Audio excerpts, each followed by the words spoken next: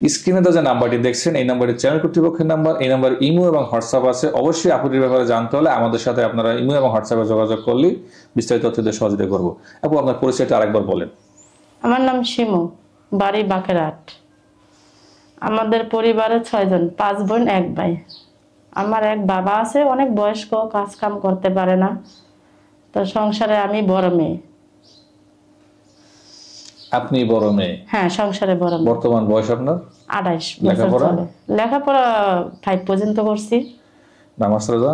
নামাজ রোজা মোটামুটি পারি, কোনো কোরআনটা পারি না। কোরআনটা পারেন না? নামাজ রোজা করেন সব সময়? মাশাআল্লাহ। সংসার কিভাবে চলে আপনাদের?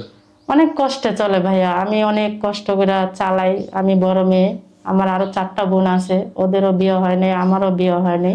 আমার একটা ছোট ভাই আছে। যেহেতু আপনার বয়স 28 বছর, সংসার তো নিজেরটাই সামলাচ্ছেন, যেহেতু আপনার মা নাই, ভাই বোন মিলে সংসারই করতেছেন। এখন আপনি ভবিষ্যৎ পরিকল্পনা যদি বিয়ে করবেন, তো সেই মানুষটার বয়স নিয়ে কি আপনার কোনো প্রশ্ন আছে? না না, আমার বয়স নিয়ে কোনো প্রশ্ন নাই। কিন্তু আমার একটাই প্রশ্ন, যে আমার পাশে সবসময় দাঁড়ানোর জন্য, বা আমার পরিবারে দাঁড়ানোর জন্য, বা আমার কষ্ট ভাগ করে নেওয়ার জন্য, এটাই আমার বাস। আর কোনো সমস্যা নেই আমার। আর কোনো সমস্যা না। আচ্ছা, আমি আর কিছু প্রশ্ন করবো আপনাকে, বুঝে শুনে উত্তর দিবেন। হয় না, মেয়েরা এমন কেন প্রেমিক কে তার সতীত্ব বিয়ের আগেই দিয়ে দেয়? প্রেম করে না মেয়েরা, প্রেম করতে গিয়ে এটা কেন করে? আপনার একটু অভিজ্ঞতা থেকে বলবেন। এটা করে কিসের জন্য? কিছু কিছু মেয়েরা আছে মনের আবেগে করে, বা কিছু কিছু মেয়েরা আছে ছেলেদের অনেক বিশ্বাস করে, অনেক ভালোবাসে, এই জন্য মেয়েরা দিয়া দেয়। আপনি কি প্রেম করছেন?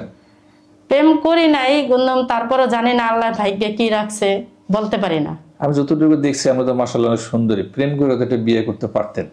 হ্যাঁ, করতে পারতাম, কিন্তু প্রেমের ছেলেরাই বেশিরভাগ মেয়েদের ধোঁকা মারে, এই জন্যই করতে পারেননি? না, এই জন্য ভয় পাই। হ্যাঁ, ভয় পাই। বিয়ের পরে স্বামীর সাথে কেমন ব্যবহার করা উচিত একটা মেয়ের? না, বিয়ের পরে স্বামীর সাথে সবসময় ভালো ব্যবহার, স্বামীর দিকে তাকাইতে হবে, স্বামীর কষ্ট ভাগ করে নিতে হবে, স্বামীর সাথে শেয়ার করতে হবে, সবকিছু স্বামীর সাথে মানে বন্ধুতার হিসাবে মানে চলাফেরা করতে হবে। একজন ছেলের চরিত্র আপনি কিভাবে পরীক্ষা করবেন মেয়ে হিসাবে? পরীক্ষা করব, যেমন আছে না কিছুটা কথার প্রশ্নতে, কিছুটা মোবাইলের যোগাযোগের প্রশ্নতে, কিছুটা ব্যবহারের প্রশ্নতে, তাইলে বোঝা যাবে ছেলেটা কতটুকু মানে চলাফেরা করতে করতে বুঝে যাবেন। হ্যাঁ। আপনার বিয়ের পরে বাসর ঘরে স্বামীকে প্রথম কি কথা বলবেন? না, একটা কথাই বলবো, যে আমি বাড়িও চাই না, গাড়িও চাই না, আমার পুরা 5টা দিয়ে আমার একটু চালায় রাখলে, বা আমার সুখে শান্তিতে রাখলে, বা আমার ফ্যামিলির একটু দিকে তাকালেই হবে। বিয়ের পরে হানিমুনে কোথায় যাবেন? এটা যদি আল্লাহ ভাগ্যে রাখে দূরদেশে যাবো, আর যদি ভাগ্যে না রাখে ঢাকাই, আর কিছু করার নেই।